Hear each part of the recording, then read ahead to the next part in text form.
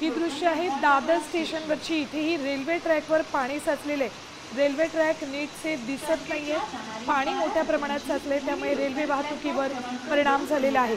Dadar railway स्थानकाच्या ट्रॅकवर पाणी साचले, त्यामुळे पश्चिम रेल्वेच्या प्लॅटफॉर्म क्रमांक 5 वर जलमय परिस्थिती झाली। पश्चिम रेल्वेच्या प्लॅटफॉर्म क्रमांक 5 वर रेल्वे ट्रॅकवर पाणी साचलेले पावसाचं, त्यामुळे रेल्वे वाहतुकीवर परिणाम झालाय।